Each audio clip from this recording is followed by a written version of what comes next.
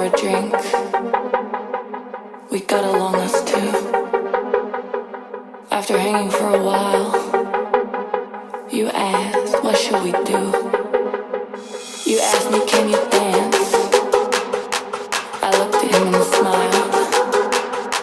I try to be a good girl, but I wanna feel alive.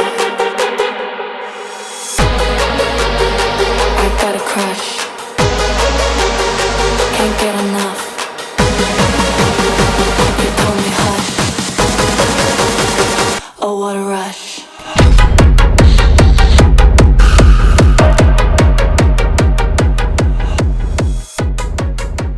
What's up, Chiefs Kingdom, and welcome back into Win or Lose Chiefs News Podcast. I'm your host, Alex Liu, and this is my YouTube channel, ALU2 Productions. Thank you for joining. This is episode 8 on the podcast, on the channel for this year in the 2025 season. Kansas City Chiefs, huge disappointment last week against Denver. We're going to talk about it. We are a few days removed now from the loss, but I'm going to get into all of my thoughts. You can also check out my post-game reactions on my blog, which is Win or Lose Chiefs News on WordPress. I will leave a link in the description down below to that to my blog and to that blog post. Today we're going to be talking about the loss, finally putting a lid on it, putting that behind us in the past, and moving on to the Indianapolis Colts this week. Pretty much a must-win, like the last couple of games have been. Most of the NFL world, for some reason, seems to think that we can keep pushing and delaying this absolute must-win situation and scenario for the Chiefs. Before we go any further, as usual, please subscribe, leave a like, comment, share, and follow me on Instagram. Thank you so much if you are a returning subscriber or follower of the channel. If you are brand new, welcome Chiefs Kingdom, near and far. I myself am based in the state of Maryland, not too far from the Washington, D.C. metro area. If you are a Chiefs fan that is also out of town, out of market, love to hear from you. My plan for 2026, towards the end of the year, is my family and I are actually trying to move to Kansas City to be closer within the KC network market and area. That is the dream. Week 11 has come and gone. We're now heading into week 12. I have a few, more like several segments that I want to get to across what I'm hoping is not more than ranting, venting, complaining, and channeling all of the emotional frustration and thoughts for more than an hour in this episode. By now, all of the podcasts, media outlets out there that exist for Chiefs fans, I think we have pretty much said it all at this point. I'm going to cover it, but there's nothing really at this point that hasn't been said or done before just about the situation and about the state of the Chiefs right now. No one's happy sitting at 5-5 and with serious concerns and the season really in jeopardy. Just want to set the stage with that. At the time that I am recording this, it is Thursday, November 20th. It's a pretty gloomy day outside my window right now here in Maryland. It's cold, but not super cold, and it's just kind of a gloomy but very chill, mellow, kind of cozy fall day. So I've got a hot cup of tea here, got lots of other hydration sources, got some kombucha, some water. So I'm gonna just rattle off for about an hour and get these thoughts out to finally move past the Broncos loss, look ahead to Indy, and try to, despite all the negativity, all the frustration, all of the high emotions and serious concern right now, try to find some positives to look forward to try to feel somewhat optimistic about this game, but it is pretty hard, I'm not going to lie. Let's go ahead and proceed. Just to kick things off, I think clearly Chiefs Kingdom collectively is feeling the pain right now, just as a fan base. It's frustrating to watch what the Chiefs are doing week in and week out and putting on the field. 500 is certainly much better than if we had a losing record or if we were as bad as the Raiders, the Jets, the Browns, teams like that. With the way that we've been playing, there's not even really that much of a difference. It just feels like crap. A quick brief story from earlier in the week. I think it might have been Monday or Tuesday. My wife and I were actually at our local Target, and we, in a rare occasion, happened to pass by a fellow Chiefs fan. He was wearing a Chiefs beanie, and I just asked him, "Hey, are you from Kansas City?" And I think he told me he's not from there originally, but he's a fan. And we were just sort of laughing, but more so out of sadness and just disappointment, disgrace about the game, about the loss to the Broncos. And I think despite me diving into following wins or losses, but especially tough losses, listening to Chiefs Rewind on their YouTube, KCSN, How About Those Chiefs, Arrowhead Addict, and some other YouTubers and podcasters that I listen to out there, to get all of the real Chiefs fan biased propaganda type of media that you want to hear, not the the crap that they put out on ESPN and other major media outlets these days. I actually found running into a fellow Chiefs fan to be probably the one thing that actually made me feel slightly better, just remembering that all Chiefs fans right now, like we're feeling it. We're feeling the same frustration. It sucks. And just I think knowing that we have each other's backs as a fan base and we all are kind of going through the same thing kind of gave me some solace, and just knowing that like I'm not alone. It might feel like I'm alone, and it feels like a lot of my other friends who are fans of other teams, like their teams are just doing better than the Chiefs right now, and it sucks because we know that the Chiefs are better and can be better than what they're putting out right now and how they're playing, and that's the most frustrating part about it. It's not like they're actually a shitty football team. They're just playing like shit. That's just plain and simple. That's just the fact right now. So we're kind of, sharing the misery, I think, as a fan base. I feel like we could have won the Bills game. I think the Broncos loss was far more frustrating than the Bills loss, because the past several years, it's just kind of assumed like, okay, we're probably going to lose to the Bills in the regular season, but we'll meet them in the playoffs. With the Broncos, I don't care that they were 8-2 heading into this game. I don't care that they're atop the AFC West and the entire AFC as a conference. They're not that good. They're not as good as their record. And I'll get into this more later, but there are a lot of teams in the NFL right now that are just not as good as their record. The Bills I respect, like they're a good team. I know we can beat them, but they're a good team, and they've given us tough matchups for years now.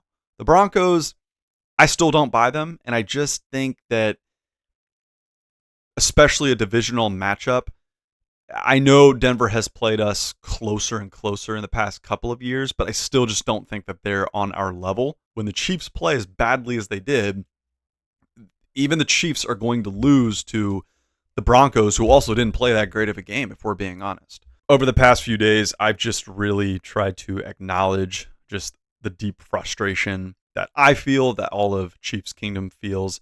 Losing to the Broncos, losing to any divisional rival sucks, and so far we are 1-2 this year in divisional play. So we really need to try to turn things around and get revenge on the Broncos and Chargers the next time that we play them. So yeah, that quick story, at my local Target, running into a Chiefs fan, just that shared experience of us just kind of looking at each other like, man, that was disappointing. This idea of, I think it's a saying that a lot of people have heard, misery loves company. So just that kind of connection, the fan connection of like, okay, there's another Chiefs fan. I hope that this doesn't come off as a fair weather-ish type of thing, or like a bandwagon type of action. I don't know if you will, but me personally, whenever the Chiefs lose, I just don't even really like wearing my Chiefs gear. And it's not that I'm not proud of being a Chiefs fan. It's just like, we lost. Like, why am I going to go around in public or at home wearing my Chiefs gear? Like, as soon as the game was over, I take my jersey off. I'm like, that's like the first sign of, I've always done that, even since I was a kid. When we win, I leave it on. Like, I'm proud. I'm happy. But when we lose, it's like, I don't want to wear this, because even just seeing the word Chiefs or their logo, it just immediately makes me sink into like fan depression and negativity. And so I choose not to wear stuff. And so more power to fans who are going to wear their gear when their team loses. I just see it as kind of a reminder that, like, we lost, we played like crap. I need at least like a day. I need like 24 hours until I can even start, wearing Chiefs stuff again. And I think once you get to like the midpoint of a week, it's like you get over the loss, you have to look ahead to the next game. So that's the way I kind of approach it. Win or lose, I try to bury myself in a lot of different forms of Chiefs media, reading articles, listening to podcasts, watching videos on YouTube of like-minded Chiefs fans give their initial post-game reactions fresh off of a win or a loss. And I think right now the feeling just feels very bleak. This is, in my opinion, way worse than when the Chiefs lost on Christmas Day to the Raiders. I know a lot of Chiefs fans probably felt like that was like the worst feeling ever, but we still had a winning record. We still were very much in control and like going to get into the playoffs, if I remember correctly. Right now at 5-5 with 7 games left, there is no guarantee the Chiefs are going to make the playoffs. Right now, they are the 9th seed in the AFC, so they're 2 spots out of the last wild card spot, which the Jags have the head-to-head tiebreaker over us if we were to finish the season tied with them record-wise. I've been hearing that the Chiefs mathematically don't necessarily need to win out, but winning out would certainly help. And then not only that, they're going to have to get help from other teams ahead of them losing games, which very much can happen. I mean, the Chargers and Jaguars are almost as inconsistent as the Chiefs. They can certainly lose games, but the Chiefs have to do their part first, and they've got to win games. And right now, they're not doing that. They've dropped 2 in a row. The feeling right now is very bleak. They have to turn it around, and I know that that's just a very basic concept. It's like, yeah, no duh. Like, play better, do better, execute, be more consistent. But they've got to dig deep, because right now, it just kind of feels like they're sleepwalking at times, and like someone has got to strangle these guys and shake their trees and be like, hey, you guys need to tighten up, buckle down, and light a fucking fire under your asses. Excuse my French, but this episode is going to have quite a bit of cussing. Fair warning. Another thing I just want to hit on really quickly, Madden therapy. Okay? I have another series on my YouTube channel. It is a video gaming series. I play Madden 26 with the Chiefs in franchise mode, and the entire 2025 season, I have only uploaded 5 episodes. All 5 of those games have been games that the Chiefs have lost in real life. So I have only on camera recorded and played games for my gaming series when the Chiefs lost to the Chargers, Eagles, Jags, Bills, and now Broncos. It makes me feel about 1% better, if I'm being honest. It's usually the day after, and I'll play the game. Against the Broncos, I whooped the shit out of them. I beat them 42-14, and I even made a point of emphasis on running the ball. In the second half, I don't think I ran a single pass play until like the final 2 minutes of the game. Like I had Pacheco, but I'll get into this more later. I don't really think Pacheco has been spectacular this year. It's been said quite a bit around Chiefs Kingdom that, Pacheco, it's not his fault that he's battled injuries, but even when he's in there, he has not had the best vision, patience, or decision-making in terms of which gaps or lanes to run in. Kareem's actually been probably the best running back this year. He's just older, and, he's definitely getting nicked and banged up, but, he is playing like someone who, one of the few guys on the team who doesn't have a Super Bowl ring. Like, he's playing harder than a lot of the guys on the team because that's what he's still chasing. And a lot of these other guys, I don't know if they're content, but they're just not playing well. Anyway, going back to Madden, I know it's a bit comical, but getting a revenge win in Madden and then doing the things that, even though it's not fixing any real problems in real life, it's just doing the things intentionally that the Chiefs just refused to do in the game. So on offense, I just pounded the rock. And I don't necessarily know if the Chiefs would run the ball as well as I did in the game, but that was actually one of the things that the Chiefs did surprisingly well at times, and I just don't think they gave it enough of a shot. And a lot of people have been talking about that right now. Like, this goes back to Andy Reid's days in Philadelphia. Even long time ago when he had Brian Westbrook, I remember, as much as I hate the Eagles, I would watch games where it was like, wow, they just ran a run play here and there to Brian Westbrook, and he picked up like 8 to 10 yards, and yet they won't just keep doing that. I would do that on the offensive side of the ball, and then on defense, I blitzed a lot. Really brought pressure on Bo Nix, forced him to make quicker decisions, really trusted man coverage. I think it's very frustrating that the Chiefs rely on this very basic soft zone coverage kind of as their default. They got pretty conservative, and they didn't really take risks. They didn't really blitz a whole lot. I mean, they got off to a bang in this game in real life, where Chamari Connor comes off a blitz on the very first Broncos play from scrimmage, and we got a sack on Bo Nix. And then from there out, it's like we didn't really blitz a whole lot, and when we did, we couldn't get home, and we certainly can't get home with rushing 4. So playing Madden, I ran the ball. I blitzed Bo Nix. I just wish these were some things that the Chiefs would do in real life. And then in special teams, it was really nothing special. I just landed the ball in the landing zone. I mean, I get it's a video game, but I didn't overshoot the landing zone. I didn't undershoot the landing zone. I did have one mistake where I was, I think, distracted. I was too focused on talking as opposed to playing. And Madden, the kicking, it's very sensitive. So punting the ball, I held the X button down because I play on PS5. I held it down too long, and he ended up just punting it out of bounds. But whatever. I definitely channeled some of my frustration immediately following the loss the next day, and just put out a Madden video on my channel in my Madden 26 gaming series, and made me feel a little bit better. But I think it was more so just fun to kind of simulate, like, hey, why don't the Chiefs just actually do these couple of things in real life? It's not even like a long list of changes to make. It's just run the ball, send more pressure, and when it comes to kicking the ball off, just get it in the landing zone. I will go into that more specifically in a little bit. That's what I wanted to mention about what I like to refer to as my own personal Madden therapy. Bottom line in this intro, before we dive into the meat of the video, of the podcast, and the several segments I want to go through, we are definitely facing a real possibility of the very first season that we do not make the playoffs in the Mahomes-era. I didn't think it was going to potentially come to this. I thought, okay, there might be a down year sometime in the next couple of years or so where we don't make the AFC Championship game. Okay, I could live with that. Would it be disappointing? Sure. But look, you can't expect them to make the AFC Championship every single year.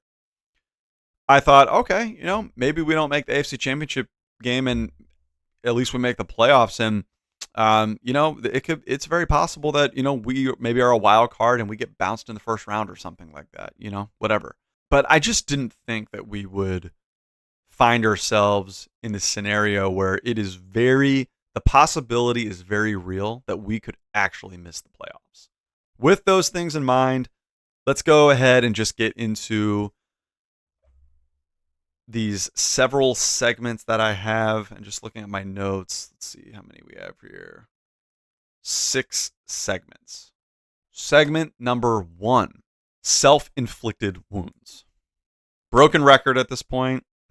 The Chiefs just can't get out of their own damn way. They shoot themselves in the foot. However you want to phrase it, I mean, we just do more harm and damage to ourselves than the other team is doing to us. There is more resistance that we are generating ourselves than opposing defenses are really even putting out there to stop us, or that in some cases offenses are even really posing as threats to us, as our defense just doing little things here and there, like, you force a long third down and you just can't get off the field. I can't understand it. It's penalties. It's guys running routes incorrectly. Dudes not getting their head around in time. People not being on the same page. Mahomes overthrowing deep balls, underthrowing slant routes, throwing passes behind guys. Yeah, we're going to get into more specifics, but just wanted to rattle off, a few things there just to start that conversation. So this one thing that I wrote down here is injury excuses debunked. So I want to dismiss the idea that the absence of players, like not having Rice at the beginning of the season, that was not due to injury, that was suspension, but Worthy being out for a few games due to injury. Pacheco being out due to injury. And then also the Broncos having some injury absences last week. Like they didn't have Pat Surtain II. They didn't have Alex Singleton. They didn't have J.K. Dobbins. None of that really played a factor. The Chiefs, in my opinion, should have won that game regardless of that. They had every opportunity to take a bigger lead, to take control of the game, to win the game on their terms, to dictate things like the tempo. Instead, they just kind of reacted and they played Denver's game instead of their own. And they let everything mount up to where the game was no longer in their control. It's not like they gave the game away, but they just didn't do anything to take control and go win it for themselves. A lot of teams' records right now, it's an illusion. It's a facade. I mean, the Broncos are now 9-2. That is very misleading, and they have won a lot of ugly games. They pretty much just exposed the Chiefs' failure to capitalize on really any opponent's weakness this year. Broncos, they have not been playing great offense. Their defense is certainly their strong suit, but the defense didn't really do a whole lot to really challenge the Chiefs. The Chiefs just played themselves into 3 and outs. And going back to ugly wins, I mean, look, I get that the Chiefs won a lot of ugly games last year. They had all those one-score, close game wins, and that's what the Broncos are doing this year. I get that at a certain point, like, you are as good or bad as your record. Like, you are what your record shows or says that you are. I think if you were to compare the Chiefs last year to the Broncos this year, the Chiefs last year were still a better team than the Broncos this year. The Broncos, the Patriots, the Colts, just to name a couple of teams, they have taken advantage, and to their credit, they've capitalized on weak schedules. The league has just made no sense this year. The Broncos went from barely beating the Raiders 10-7, having a 30-point fourth quarter comeback win over the freaking Giants, who are god-awful, to then the Broncos play well enough to beat the Chiefs because the Chiefs played badly enough to lose that game. It doesn't make sense. It shouldn't be happening. And really, if the Chiefs just played even average, competent level football like they're capable of, even if they played like a C+, B level graded type of effort of a game in most of their games this year, they would be just leading the pack in the AFC. They really probably would only have like 1 or 2 losses. I said in past episodes on my podcast that, you know, I would rather have the early on adversity and losses as opposed to winning early and not dealing with any kind of challenges and issues, and have the better result later on at the end of the year, hopefully with a Super Bowl win, as opposed to how last year went, where it just kind of felt like we sort of delayed and pushed off this inevitable, okay, everything finally went wrong. Well, we've seen enough adversity. You know, 0-2 start was whatever. Even dropping to 2-3, okay. But when we were at 5-3, we were in a pretty good spot, and we couldn't at least take one of these 2 games between the Bills and Broncos. Now, you look at the Colts, also not a great team, but to their credit, I mean, they haven't just been beating bad teams, they've been beating them by a lot. But they're still not that great of a team. Like, Daniel Jones at the end of the day is freaking Daniel Jones. He's not an MVP, Hall of Fame caliber quarterback. He, you know, has definitely shown signs of looking like his old self. They're just not that good of a team. They're not that good. I don't see them as that big. I'm not scared of them. But with the way the Chiefs are playing, I'm more so scared of the Chiefs' quality of performance or lack thereof, as opposed to being scared of this Colts team. You know, the core problem is that, just like I said, the Chiefs are beating themselves. And a big part of that is they're failing to adapt and fix issues. They just keep saying, you know, it's unacceptable, no more excuses, we need to correct things, but they're not doing it. They're not really evolving. I think the rest of the league has evolved, adapted, and adjusted to the Chiefs over the years, and now the Chiefs are failing to adjust to those adjustments. I think they need to, you know, not just don't hurt yourself, like enough with the self-inflicted wounds. They've got to course correct by simplifying. Stick with what works. If the run game is going to work, lean on that. Like, lean on that until we can figure out the pass game. Forget about identities. Like, I don't care if we want to be this pass first team. I don't care if we want to get back to having fun and throwing the deep ball. Screw fun at this point. Screw the AFC West division title. Screw the number 1 seed. We have to just get into the frickin' playoffs. We have to climb up 2 spots to get back into a wild card chase right now. So run the damn ball. Stop committing penalties. Let's stop putting ourselves in positions to even open up guys to get penalties that we keep doing. Like, don't get ourselves in play designs, play calls, situations where guys are going to hold. Guys are going to, we're going to have 2 guys in motion and not get set. We've got to course correct. We've got to stop making so many mistakes and hurting ourselves. It has to stop. I mean, if we can just play basic average football, like, we can win games. But right now, it's like we're trying to do too much and we're just hurting ourselves, and it's just, enough's enough. Enough is enough. All right, so segment number 2, special teams collapse. My God. You know, one thing that I really hate watching football sometimes, especially with guys like Jim Nantz and Tony Romo, there are times where they will point certain things out, but there's other times where I just don't think that they even stress enough emphasis on it. They're too concerned with sticking to their narrative, checking in with the sideline reporters, running ads on other, games and crap, and doing these in-game check-ins with other games around the league. From the very first play of the game, the opening kickoff, Harrison Butker kicked the opening kickoff through the end zone for a touchback. I don't know if it went just right into the end zone and was untouched, or if it was caught by, I don't know if the rule is like you have to let it go, or if you catch it in the end zone and you kneel it. I don't know if it's the same thing anymore, but either way, it went past the landing zone, went into the end zone for a touchback. With the new dynamic kickoff rules, if you kick the ball into the end zone for a touchback, the ball comes out to the 35-yard line, no longer the 20-yard line. If you underkick and fail to reach the landing zone, it's basically the same as you kicking the ball out of bounds on a kickoff before the end zone, and the ball comes out to the 40. So you have a 20-yard landing zone range. That's your target. I mean, you have 20 yards.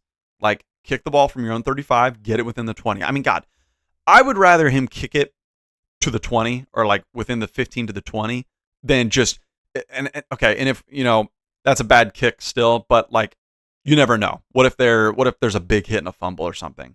Just get it to the landing zone, because that already setting them up at the 35-yard line. I mean, you are 15 yards away from midfield. Special teams has really been bad this year. It is not acceptable for a veteran kicker like Butker to do something like that. I can't wrap my head around it. I get that these rules are still relatively new. We've had a season and a half to adjust to this. They've practiced this. They've gone through everything in training camp. They know the rules. This is just fundamentals and mechanics. I can't understand it. And then later on in the game, I'll probably touch on this again later, but later on in the game, Butker did the complete opposite. And it's like he was scared to kick it too far, so he kicked it so far short. It was like a squib kick that barely made it over the heads of the guys that are lined up like 5 to 10 yards across from each other, waiting to run when the ball is either caught or gets into the landing zone. And he didn't even, he missed the landing zone short by like 4 to 6 yards. I can't understand it. Like, how is that possible when you are a professional kicker? I don't get it. I really don't get it. Look, a touchback is better than letting up a kick return for a touchdown, or a return that's going to go well past the 50. I get that. But at least give your coverage unit a chance to hit them before the 20, 30 to 30-yard line, like around that range. Like, give them that chance at least.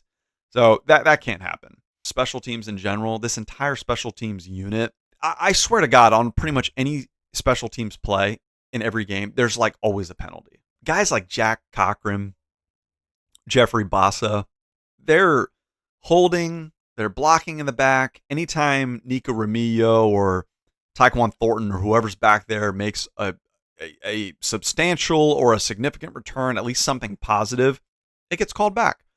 So the penalties later on in the game, our field goal kicking unit let up a blocked extra point. They let Butker's kick get blocked, and that would have put us up by 4 points, and instead we were up by 3. So all Denver had to do when they got the ball next was go down and kick a field goal to tie. I mean, there was a huge momentum killer where the Broncos had like a 70-yard punt return. They were already leading 3-0. The Chiefs had gone 4 plays and out, punted the ball back.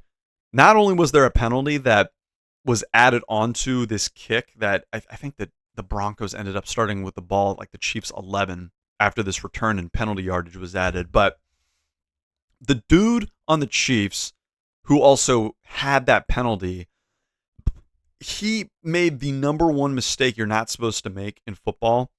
And like, I can speak from experience because I've been there in high school football on the kickoff unit. I was the widest guy between myself and the sidelines, no help out there. You have to stay wide and force the runner, the returner, inside. He went way too far inside, got beat outside, led to the return. He broke contain. That kind of stuff cannot happen. These are just like basic special teams concepts that I just feel like the Chiefs special teams unit used to always be so good. And really over the last like year or so, like they've just really declined. Like it is progressively worse. It's easily the worst phase of all three. And it really has an impact on momentum, on field position. It makes a big difference. It might not directly lead to or impact the game in terms of points, but it certainly contributes and plays a factor and gives opposing offenses or defenses an advantage over the Chiefs when they take over or when they start on defense. That return happened, and then because of that, the defense had to stay strong, and to their credit, they did, but they forced a field goal, and so it's 6-0. We could have had a shot at making the Broncos punt had we not given up that huge return. Even if the penalty yardage brought the Broncos, out to start with the ball at like, I don't know, like the 15, 20, 25, 30-yard line, that is much better than them getting the ball basically first and goal, deep in the red zone. It's a lot to ask of the defense, who had just already given up an opening drive where they couldn't get off the field on 2 relatively long third down plays. And so special teams is killing me, man. It really is. That is probably the worst. That is easily the worst phase. It's unfortunate because last year we blocked the Broncos' game-winning field goal attempt to win the game for ourselves. This year, they block an extra point on us, and they kick the game-winning field goal from the same yardage range. It was like a 35-yarder to win the game. They definitely got their revenge. It was irony to its finest. I love Dave Toub, but the special teams used to be a strength, and it's now become a liability. I think when Dustin Colquitt finally retired, going to Tommy Townsend, having some issues with punting, Sky Moore not being a reliable returner, and now we're on, the second punter since Colquitt's time, and I mean, thank God we still have James Winchester as our long snapper. Who knows what's going to happen when he finally retires? I do not understand how the special teams unit has transformed in just the last few years to being such a significant weakness for this football team. I don't get it. All right, segment number 3, defensive lapses and offensive woes. So like I said, I mean, for a brief moment, it felt like there might have been somewhat of a promising start and then some clear hesitation. So I mentioned earlier, Tramari Connor was immediately sent on a blitz and got a sack on Bo Nix on the very first play from scrimmage, Broncos' first opening drive. And then Steve Spagnuolo, he's known for his blitzing, and that's all that ever gets talked about during these games and in between games during the week. I don't really understand why he dialed things back. He wasn't very aggressive, didn't bring a lot of pressure, and when he did, we couldn't get home. I don't know if there's a lack of confidence in our ability to blitz. We played conservative, soft zone. That just allowed the Broncos to operate their offense very comfortably. Bo Nix had too much time. So I don't know if Spags is just, I don't know what he's waiting or saving things for. I don't know if he is afraid to blitz if he doesn't trust man coverage. I don't know if he just doesn't have confidence or believe in our ability to get pressure. And maybe he's calling the right plays and we're just not executing them. I mean, guys are just maybe not doing their jobs. They're not winning their one-on-one battles and matchups and getting through the line and getting to the quarterback. On that very first drive, the Chiefs could not get off the defense could not get off the field. 2 third downs. One was a 3rd and 11. I think the other was a 3rd and 7. Couldn't get off the field. There were times where they were winning 1st and 2nd down, but they couldn't win 3rd downs. That just kind of plays into not just what Denver did, but pretty much every team knows that like a basic strategy and part of the game plan going into the games with the Chiefs is you want to keep the ball away from Patrick Mahomes, out of his hands, keep the offense off the field. So the Broncos were able to bleed off like half the clock in the first quarter. So already off to a start where like Mahomes and company aren't able to touch the ball until halfway through the quarter. So Denver very early on, because the Chiefs defense, couldn't apply pressure, couldn't disrupt the quarterback, couldn't speed up timing, couldn't make stops when they needed to. It just allowed Denver to, milk the clock, limit the amount of possessions throughout the game. Yeah, we talk about consistency. It's not just with offense. It's not just with special teams. The defense is not getting pressure. They're not getting pressure. They're not forcing turnovers. And sometimes it's a matter of the ball just not bouncing their way. But I think it was Christian Roland Wallace. He ended up getting both hands on this ball, but tough interception to make. But that was a chance. The Broncos ran a play, like a trick play, where their running back tried throwing back across the field to the other side of the field, opposite sideline to Bo Nix. And I think it was either Jalen Watson or Chamari Connor almost, I think it was Chamari Connor, almost had an opportunity for an interception there. And then there was another play where Nick Bolton got his hand, batted a pass up off his hand, just didn't stay in the air long enough, but it was batted up and fell in between where only a couple of Chiefs defenders would have had a chance, but just didn't bounce their way. We're not getting turnovers. We're not forcing any fumbles. We're, so no consistency with pass, with pressure, no consistency with, forcing any kind of real adversity or challenges for opposing offenses. The defense is just kind of trying to bend and not break, and they're not giving up a ton of points, but they're not making plays. There's no game-changing key plays or impacts from the defensive side of the ball. So going to the offensive side, issues with rhythm. I feel like every time we start a game, the opening scripted drive of 12 to 15 plays or so, it's not working. We're not able to establish a rhythm and get things going. We might have a play here or there, but then we started the game with an immediate pass, a quick pass to Rashee Rice for a first down. And then 3 deep passes, 2 serious deep balls to Worthy and Thornton. Both were overthrown by Mahomes, and then we're punting. Deep ball struggles. I mean, for someone who has as strong of an arm as Mahomes, and something that part of our game that always used to work with Tyreek Hill, you've got speed, you've got Thornton, you've got Worthy. Worthy, I think, is the fastest guy in the game right now. And Mahomes is somehow managing to overthrow him. So Mahomes has been inconsistent in that department. And there might be a little bit of stubbornness there. Like, he really wants to push the ball downfield. And they were talking about this on the broadcast. I appreciate the concept of let's attack Denver early. Let's take those shots early. It also makes Denver's defense respect the deep ball. Now, they would have respected it more if we would have hit on those, but it just sends a message of backing the safeties up. And then in doing that, we didn't take advantage enough of underneath routes, intermediate routes, couldn't connect on them, didn't run the ball with less guys in the box. But even just that aside, I mean, if the deep ball's not working right now, like, I get early on in the game, okay, maybe take some other shots, but maybe just don't take 3 in a row. Like, maybe take 1, and then let's just try to pick up a first down. Let's keep possession of the ball. Let's move. Let's run the clock. Let's move the ball. Let's get into third and manageable positions. Let's just try to pick up first downs, methodical drives. Like, don't try to do too much. But I think the real killer, it's the offensive line. It's holding penalties. We're just stalling ourselves out of promising drives. I think Juju Smith-Schuster had like 2 holding penalties when we were in the red zone. Juwan Taylor keeps lining up, off the line of scrimmage with one leg in the backfield. Rashee Rice did not have a good game. He was almost absent in like the second half. He had 2 crucial drops. One tipped off his hands and was almost picked off. He's lucky it wasn't picked off. The other one was just an amazing throw towards the end of the first half by Mahomes. Dropped it, went through his hands.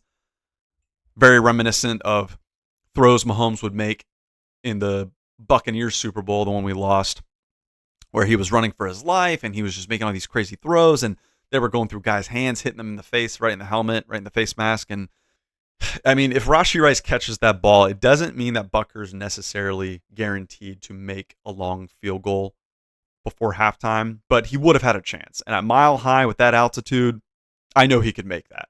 It's just really from top to bottom. It's just everybody is just playing bad. Kelce had a good game, but even he had a drop. Guys are just not doing their jobs. Too many mistakes. Way more negative than positive. So halfway through the podcast episode for today, 3 segments down. I do want to get to 3 more. Try to run through these a little bit more quickly. So segment 4, coaching and scheme issues. So I think beyond the surface, moving past the on-field execution, because that's been an issue week in and week out. It's like people taking accountability from the coaching staff to the players. We've got to execute. We've got to be more consistent, do our jobs, do our assignments, and execute. But I think a deeper rooted issue is coaching philosophy. Like I said before, I mean, just don't do too much. Simplify, run the ball. Don't be afraid to bring pressure, things like that. I think we're as amazing as the offense can be, as great as the defense has been in Spags, very complex defense and, showing different looks and disguising things. Right now, it's just not working. And I think in a time of need right now, we need to kind of get back to basics and just do whatever is going to work and whatever is enough to win football games at this point. I was even talking with my wife after the game, and neither one of us could really understand the play calling, play design, just the choices, the decisions that were being made from a play calling standpoint. It's like, why would we run a certain play at this time and place and at this part of the field after a long run or a run of like 7 yards on first down? Why aren't we just running the ball again? Why are we passing? Why, like Tony Romo, as much as he is annoying, he over and over was like, the Chiefs need to just run under center. Stop running out of gun. You've got Trey Smith, you got Creed Humphrey under center, hand the ball off, run it behind them. The Chiefs really didn't have a whole lot of yards after the catch in this game. Rashee Rice as wide receiver 1, that is where he really specializes. I think he only had a handful of catches in this game. He was not as big of a threat as we need him to be. Kelce had a good game, but Kelce's 36 years old. We can't rely on, not that we can't rely on him, it's just we can't depend on an aging veteran at this point to be the leading receiver, in my opinion. We've got to funnel this offense through. And look, I understand everybody's got to eat and feed the hot hand, hit whoever's open, but like Rice, Brown, Worthy, they are not being the top trio that we need them to be right now. I don't even think we got the ball hardly at all to Juju. Thornton is not getting enough opportunities. We shouldn't be placing this much pressure on Kelce to have almost 10 catches for 100 yards. I mean, he made a great play on the touchdown run, and he had some catches, and he heated up in the second half, but we didn't even target him, I think, until the second quarter. So clearly, I guess we were trying to get it to the faster, younger playmakers early on, but for whatever reason, we're not hitting on those. We're not connecting. Guys are out of sync. And, if we're not only not completing passes, but we can't even get, runs after the catch, it just takes a huge element away from this offense that, I think with the speed and versatility of these guys, they should be making more plays. It's just not happening. Fearful play calling. I've been very critical of this on my blog, on this podcast. The play calling is just too conservative, and we're prioritizing these RPOs and quick passes over establishing the run game or trusting the protection long enough to let things develop. I think we were way too fearful of, Denver's pass rush. We got to get rid of the ball in under 2 seconds. Well, they actually did pretty well, all things considered. I mean, they did better than in past games. I think Mahomes was only sacked 3 times. At least one, maybe 2 of those, Mahomes kind of took that sack himself and could have avoided it. Josh Simmons played great for coming back after missing some time for a couple of weeks. I think we need to let some of our pass plays develop and try to throw downfield instead of a lot of these really short, quick passes that only go for like 2, 3, 4 yards. It seems like other teams are playing, like we're playing soft zone on defense, and other teams are able to find their hitch routes, their deep crossing routes. I don't understand why we can't do the same thing. And I want to mention it again. I mean, stubbornness. It's just baffling. Andy Reid refuses to commit to the run game. Running the ball is like an afterthought. It's just something we sort of mix in a little bit here and there. Kareem Hunt, he ran well, and he was not given enough carries. I think he only carried the ball 13 times for like just under 60 yards, but he had some runs that I think his longest run was like 11 yards. He had some 7-8 yard runs, not on every run play, but he was getting them, and we weren't giving him the ball more. And I think we need to do that. And I can't stress this enough, simplification.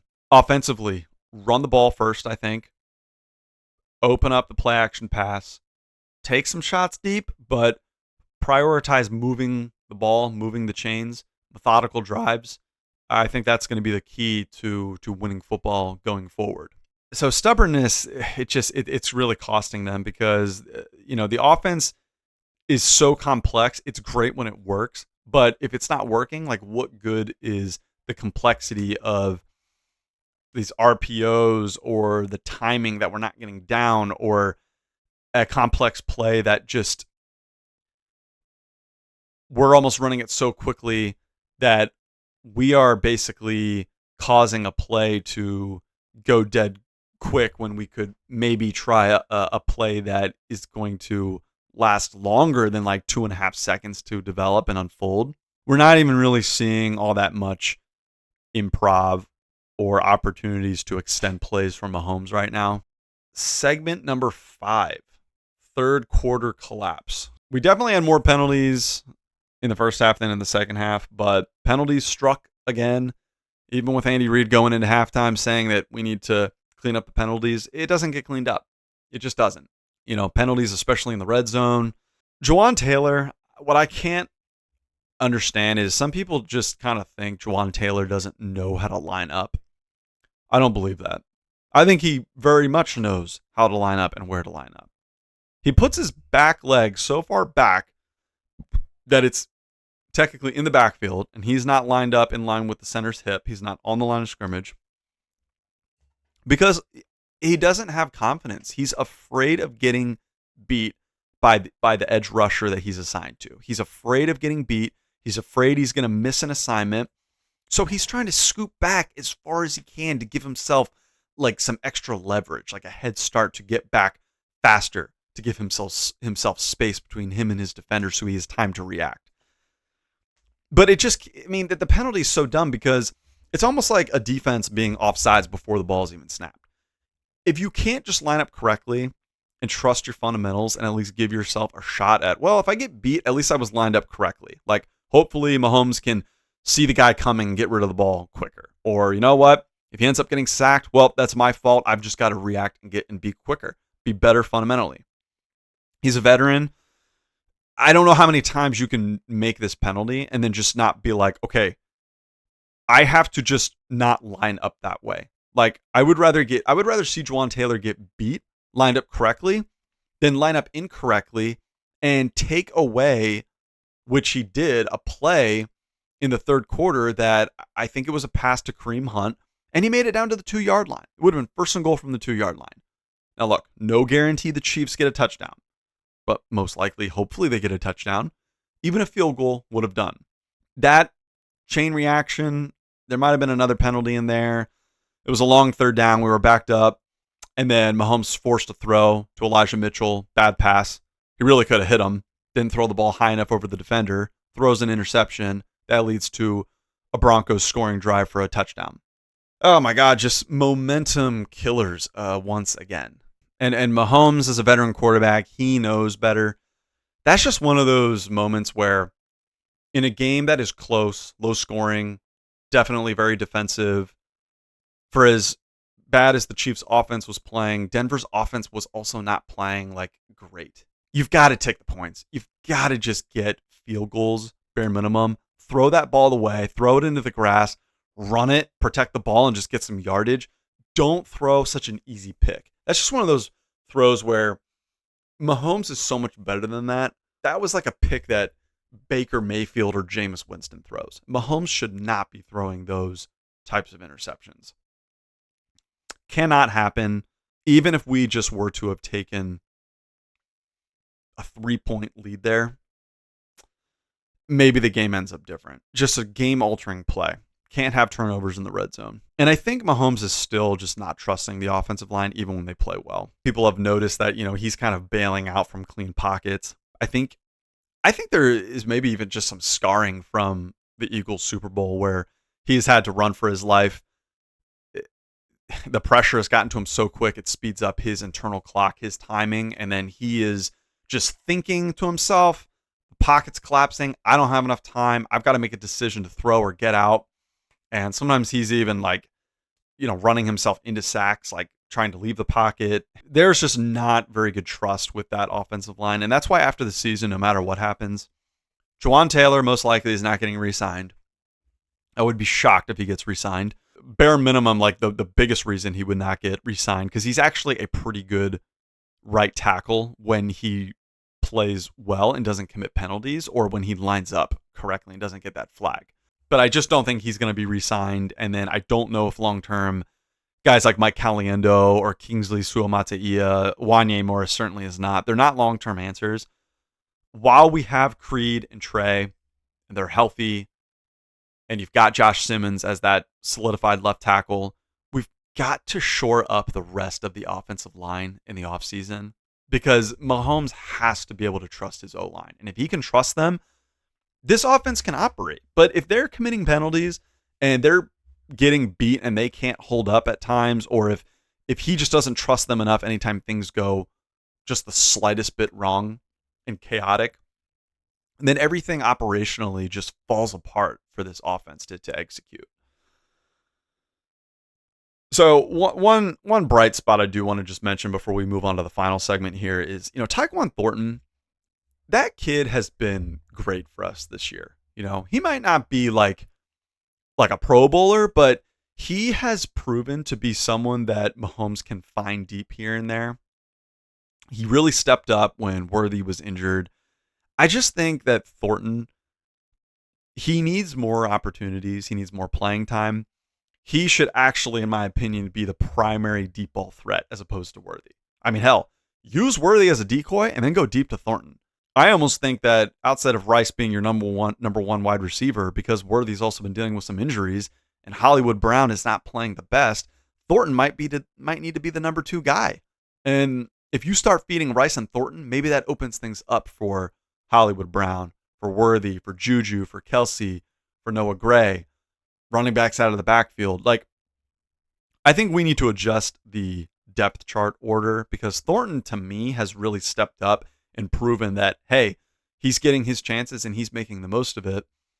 And I think even Nico Remillo needs more chances. And I'm not just saying that because he's half Filipino and my wife is Filipino. Nico Remillo, when he has gone in whether it be during like garbage time during games this year when the backups are in, or when he's had some opportunities here and there. Like he's actually a pretty good, feisty, scrappy player, and I think he's fighting for his job, for those chances. So maybe we need to start mixing him in as well. Get some guys out there that maybe defenses aren't as prepared for. It's just a thought. All right, so we're going to wrap up with the final segment, number 6, fourth quarter, the final frustrations, and then just looking ahead to next week. I think the tipping point, not just of this game, but just of this season, is just how the Chiefs' issues are, they have officially outweighed their strengths at this point. And that's why the playoffs are in jeopardy. The Chiefs are doing more harm than good to themselves. It doesn't really matter that on paper, the Chiefs are a good team and the Chiefs should be playing better than how they are. The issues with not running the ball, not executing, being inconsistent, not being on the same page, not playing with urgency, no fire under their ass, can't get their heads out of their ass, being a sorry ass football team, according to Tucker D. Franklin on KCSN. I love that because that's exactly, it's true. It sucks to say, but it's true. Them just not being able to get out of their own way and all these issues just sort of culminating, it outweighs their strengths. It's like, it doesn't even matter how talented you are or that you have the best quarterback in the world, one of the best coaches ever, great coaching minds. Like, it is almost besides the point. You have so many issues that it doesn't matter how good you are because you can't correct your issues. I can't stress this enough. Like, they abandoned the run game. Like, it just, I don't understand. If the running game wasn't working at all and they were just getting like negative runs for losses and runs for no gain and the offensive line couldn't block, that's not the case. The offensive line is actually getting a pretty good push up front. And when they run the ball, I don't have any stats or data on this, but it just feels like they are encountering more penalties when they pass than when they run. So I just think we need to run the ball. And we all know Andy Reid is the play caller. So it doesn't matter that Matt Nagy's the offensive coordinator. I don't know who the run game coordinator is, but I just think that, someone needs to say something, or someone needs to make an executive decision. Andy Reid needs to just have a look in the mirror. Someone needs to just be like, hey, let's just run the damn ball. Okay. If they need to be a 4-down territory type of team, if running needs to be their new identity, if they need to run the ball and force the other team to stop their run game before they resort to passing, if they need to go back to the Chiefs of the early 2000s with Priest Holmes, where it was like run, pass, and they ran on 1st and 2nd and down, they only passed on 3rd, I'm all for trying it at this point. Because if they can run and make a 3rd and manageable or 3rd and very short, and then in some cases maybe even just go on 4th and short, that might need to be what happens instead of these long 3rd and 11s, 3rd and 14s, because then it's like, well, now we know what you're going to do. You're forced to pass, and now we can just pin our ears back, set the dogs on you, and blitz, and we know you're not going to be able to complete it. That's how the Chiefs are playing right now. So game-sealing errors, critical self-inflicted mistakes. Blocked extra point. We talked about it earlier. We would have been up 4 points. It changed the elements of the game in terms of Denver not needing to score a touchdown. They could settle with with a tying field goal, which they did. Inconsistency on offense, late game offensive failures. They had a chance to win this game, and they had 2 3-and-outs in their final 2 possessions. The 2 possessions before that, both touchdowns. And really, we never got to see what happened with the opening possession in the 3rd quarter because they threw an interception, turned the ball over. Maybe that would have been 3 points or a touchdown. So you go from 2 scoring drives, potentially a 3rd scoring drive in a row, and then your final 2 possessions of the game, with the game on the line, you can be in the driver's seat.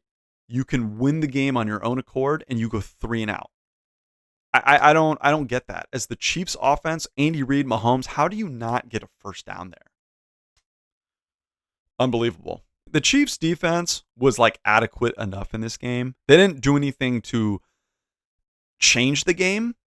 Now, Chris Jones definitely had some bursts, and he definitely caused some disruption this week, as opposed to the past few weeks not being as disruptive. I'll give him that, but the Chiefs' defense is still not doing enough. Like, they're keeping the offense and this team in games.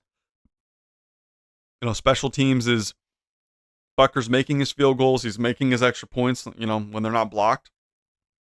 The defense is doing, like, they're doing enough, but they're not doing enough. They're doing enough, but they are not going above and beyond. And I mean, whether it's the offense needing to carry the defense or vice versa, I just think, one of these units is going to need to start making some plays to seal games, because these games are coming down to the wire and then we're just not winning them. And I've lost confidence, when the games are close like this. Doesn't feel good. Doesn't feel like the Chiefs are going to find a way to win this game. No, it's not happening. So big picture, just want to conclude and summarize. Chiefs are beating themselves in all three phases. And this has to be fixed before the playoff window and the playoff push closes. They are just a team that is beating themselves. There's no other way to put it than just that. All right, so before we get out of here, just to wrap up the show, this is episode 8. Looking ahead to this matchup against the Indianapolis Colts in Week 12, I recalled earlier this week, just kind of thinking about this game. Things were so incredibly bleak in 2019 when the Chiefs were playing the Texans and we were down 24-0. And Mahomes was mic'd up on the sidelines, just in a first quarter and a half where nothing had gone right for the Chiefs at all. And Mahomes said to his teammates, let's do something special, one play at a time. They're already counting us out. That's what the Chiefs need to do. I'm tired of hearing about, well, the Chiefs need to win out. Who cares about winning out at this point? Let's win a freaking game. Let's not think about the whole stretch of the game. One play at a time. One play at a time. Put some plays, string some plays together.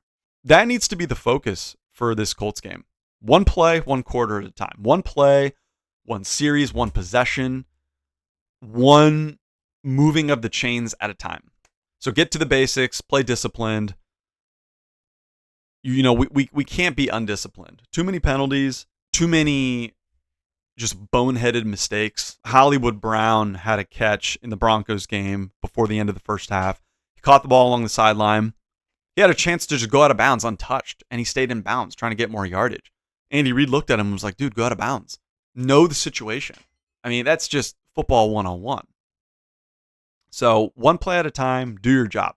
Let's not be fooled by the Colts record. Look, I respect the Colts this year. They have 2 losses. They 8-2. They're coming off their bye.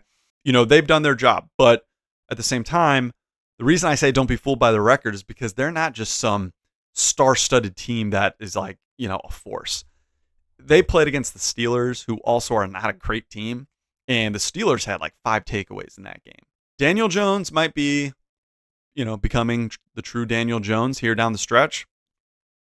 Turnovers, protecting the ball security is maybe starting to be an issue for them. The Chiefs also are not forcing turnovers, but this is a chance to, maybe force some turnovers. So punch the ball out. Let's try to get some picks, get some pressure and dictate things up front. I just think that the Colts schedule is padded. Their record is padded by a weak schedule. They've been turning the ball over lately. This positions the Chiefs as a team with some advantage despite their record. I mean, look, we're 5-5. They're 8-2. We're 3.5-point favorites. I don't even like being favored in any of these games because we're not playing well enough to deserve being favorite. Now, you automatically get some favoritism because you're playing at home. You're playing at Arrowhead. People are going to say what they always say, oh, toughest, loudest place to play. That's going to be all for naught if we can't play well. I also heard some interesting points from some Chiefs, KC Sports Radio in Kansas City, just talking about how maybe that 3.5 point favorite line right now is maybe just due to like the general consensus from like the media and the public that there is still maybe not as much faith in a Colts team out to a hot 8-2 start and whether people really buy them. The Chiefs, after losing to the Broncos, only slipped down to be like the third Super Bowl favorites behind, I think, like the Eagles and the Rams, I believe. So somehow the Chiefs are still the Super Bowl favorites in the AFC above like the rest of the conference, and they're not even close to the playoff picture right now. I mean, they're technically still in the hunt, but not by much. Sorry, I'm not really sure where I was going with that rant. I wish the Chiefs were not favored, but being favored by 3.5, like they should be able to beat the Colts. I know that the Colts have been one of the better teams this year, but the fact is they're just not as good as their record shows. They very well could beat the Chiefs, but to me, it's not an excuse. I just think that whether the Chiefs are good and they beat a bad team and people being like, you have no right to lose to that team to play down to your competition. Now that they're like 5-5 and they're just not playing well, it's just this matter of like, some people wonder, are the Chiefs actually a good football team? I continue to believe, yes, they are. Okay. They have shown they are. I don't care if they've only won 5 games against either bad teams, banged up teams, or maybe teams that didn't play their best. I know what the Chiefs are capable of, and they need to show it against the Colts. That's just the bottom line. All right. So tools to win. Keys to winning for the Chiefs. Look, the Chiefs have the talent on their team. They need to play to their talent level. They need to play like they're capable. Okay? You've got some home field advantage. Definitely we have a better record at home this year. I think we're 4-1 at home. The Colts are, I think, 2-4 on the road. They're coming off of a bye, but you never know. Maybe they come off a little bit rusty. Maybe that Steelers game before their bye kind of got to them. The Colts definitely pose some pretty legitimate threats. I mean, Jonathan Taylor's a great running back, having an MVP caliber year. The Colts defensive coordinator now is Lou Anarumo, who used to be the Bengals defensive coordinator, and he definitely got the best of the Chiefs a couple of times. I know that the Colts are going to be without some players. I can't remember everyone's names off the top of my head, but similar to the Broncos game, they were missing some guys due to injury, and it really didn't matter. So I'm not going to look too deep into that. The Chiefs, when they played the Bills have not had a great defense this year. They played out of their mind in that game. They were also missing some guys plagued by injuries. They played a great game, and the Chiefs didn't play as well of a game, and they lost. So I don't really care about injuries. The Chiefs need to go out there and prove that, like, we're going to beat the Colts no matter who they have out there, whether it's their starters. They also got Sauce Gardner in the trade before the deadline. We're going up against a former Kansas City Chiefs cornerback in Charvarius Ward, I think potentially if he's back from injury from concussion. So I don't really care about the injuries. We might have Pacheco back for this game. We might be without Worthy, or he'll be in limited capacity. I think I was hearing something about him popping up on the injury report and him dealing with some nagging injuries this season. I think lower body, leg injuries. We've got to play with who we have available, just like the Colts are going to have to deal and manage with the same thing on their side. So look, when you talk about offenses and just, QB to QB, look, when Mahomes goes up against like Lamar, Josh Allen, Joe Burrow, I guess Jared Goff, guys like that, that is like a respectful like QB matchup. Look, I hate throwing shade to Daniel Jones, but the guy is just not a great quarterback. He's very like average, below average. I think maybe he's been playing better this year, but I've also seen what a really bad Daniel Jones looks like. And he's had a few years in this league. He kind of is what he is. I just don't see Daniel Jones he's never going to be the kind of guy who like leads the Colts or any team really to a Super Bowl, in my opinion. So Mahomes has got to play better. I think that I have just kind of been kidding myself over the years, just always thinking, oh, Mahomes is the MVP every year. Like, he's just the best. At a certain point, talent and hard work ethic, all those things can only get you so far. Even Michael Jordan had bad games. Tiger Woods, all the greatest, best in the world have had bad games. So it doesn't matter how good Mahomes is or how good he can be. If he doesn't play well, he's no different than Daniel Jones turning the ball over 5 times in a game. So Mahomes has to play better than he did against Denver. Can't have turnovers. He's got to play better than he did against Buffalo. Yeah, Mahomes just has to play better. He's got to play like he has in the past, where he's in an entirely different stratosphere than a guy like Daniel Jones. So the last couple of points I just want to make right here, we have pretty much hammered this point so far that the nail has gone through the wood, out the other side. Self-inflicted mistakes have got to stop. If the Chiefs just clean up their issues and they play a clean, efficient game that is almost mistake-free, like, look, I'm fine with like a couple of penalties here and there. I'm fine with, we make some bad plays here and there. Okay, whatever. But if it's going to be just a game-long slog of like mistake after mistake, backing us up, giving the Colts field position, penalties that reward them with free yards, all that stuff, we're not going to win. We cannot be making these just shitty mistakes that, like, I don't foresee the Colts forcing us into making those mistakes. We just have to not make boneheaded errors.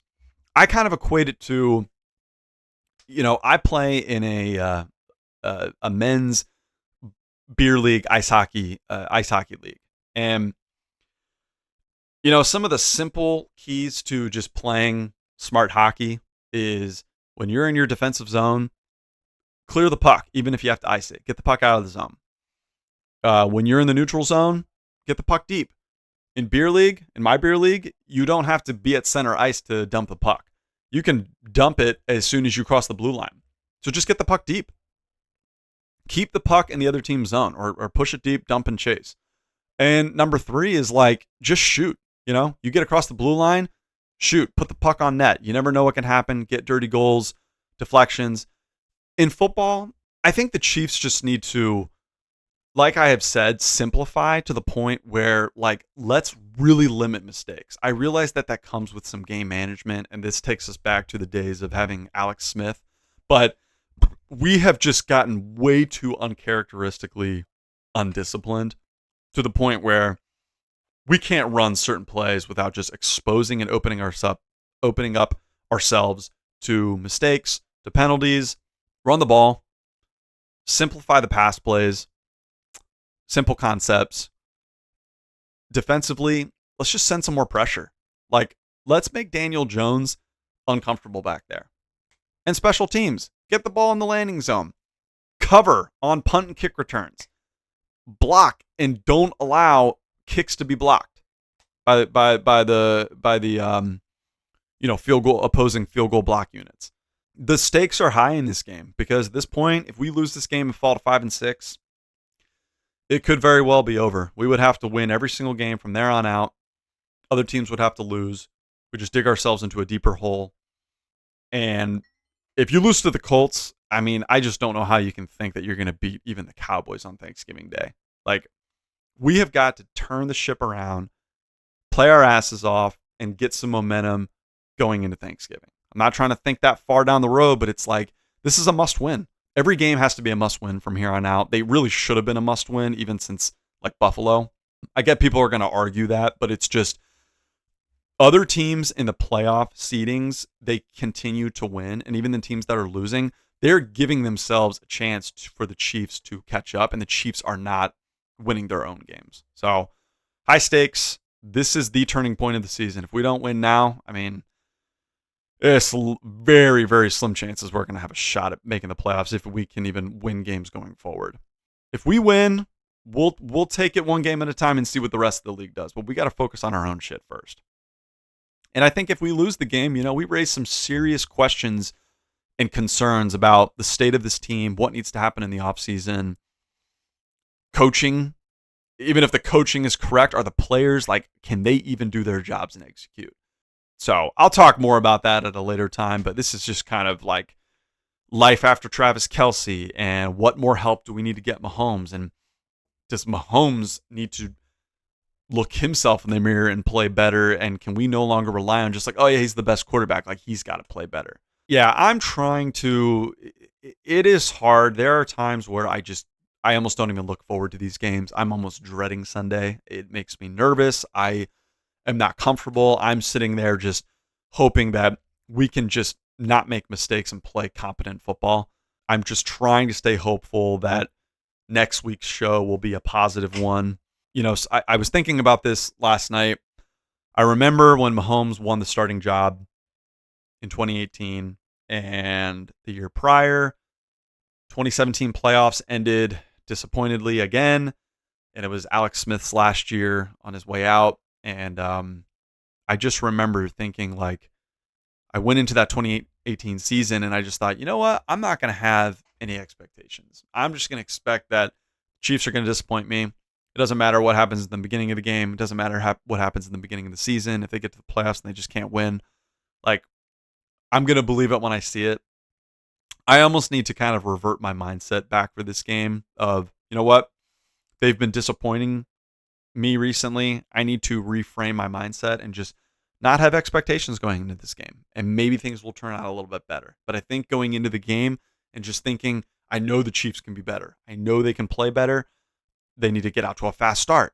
As much as I want them to run the ball, are they most likely going to run the ball? No, probably not. Even if you had your two-headed monster with Pacheco and Kareem Hunt, who says they're going to use them that way? And I keep hearing that they don't trust Brashard Smith and Elijah Mitchell. Why? I don't know. Brashard Smith, I've actually seen some pretty exciting, energizing, positive plays when he touches the ball. He's fast. He's quick. I think he can make plays, but they just use him as a gadget guy. I'm going to try to stay a little bit more even-keeled, level-minded going into Sunday. It's either going to be a really sad, depressing Sunday, or it's going to be one filled with maybe a little bit of hope going into a short Thanksgiving week. But we've got to start by winning at home against the Colts and proving that, you know what, the Colts ain't shit, and that we're still that team. Because the Colts are going into this game knowing that they could probably bury the Chiefs, and they're going into this game wanting to beat the Chiefs just as badly as Denver, Buffalo, and anyone else has wanted to beat us, because the Chiefs are still that team. People still, they might not be afraid of the Chiefs, but they still respect the Chiefs in that way of like, hey, this has been the dynasty. So you got to beat them if you want to show that, like, yeah, we are that good. All right, that was a lot of talking. I'm quite tired right now. Just a quick call to action reminder, whether you're watching or listening to this, please check out Win or Lose Chiefs News also on my WordPress. That is my blog. I will leave a link to my blog in the description of this video down below. And as usual, please subscribe to the channel. Leave a like, comment on this video. Follow me on Instagram, share my channel, share this video. Check out the other episodes on my podcast. This has been episode 8. Again, Win or Lose Chiefs News. My name is Alex Liu, and you've been watching ALU2 Productions. Hope to see you guys next week. Chiefs Kingdom, stay strong, hang in there, and hopefully the Chiefs get the win over the Colts and turn things around and give themselves a shot. We're going to have to get a little bit lucky with other teams needing to lose as well, but one game at a time. Let's try to win this one. Yeah, so we'll see you guys next time. Thank you so much. Let's go, Chiefs.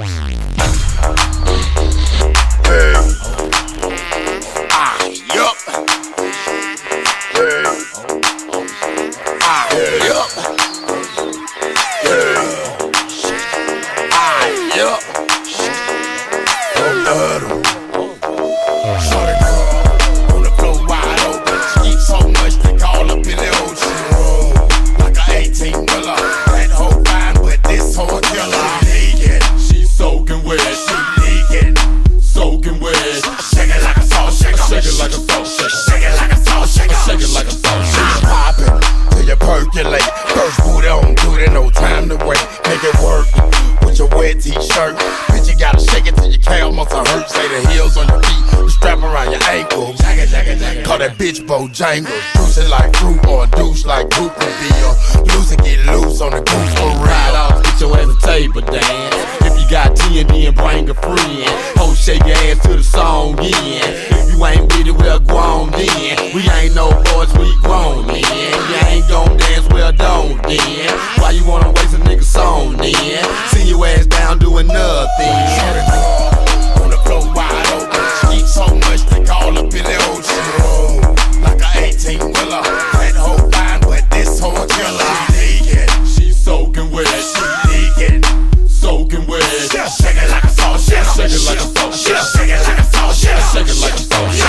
Shout it, put your hands on it. Knock that ass up and down, make a nigga want it. Face the wall, shout it, put your hands on it. Knock that ass up and down, make a nigga want it. Roll that ass round around like a motherfucking wheel. Shake that shit, this ain't no motherfucking drill. Roll that ass round around like a motherfucking wheel. Shake that shit, this ain't no motherfucking drill. Get drunk with it, get loose with it. Like Shaw said, let Bruce hit it. Get drunk with it, get loose with it. Like Shaw said, let Bruce hit it. Now, shake that ass real fast and stop. Shake that ass real fast and stop. Shake that ass real fast and drop. Shake that ass real fast and drop. On the floor wide open. Eat so much they call up in the ocean. Like a 18-wheeler. That hoe fine, but this hoe a killer. She soaking wet.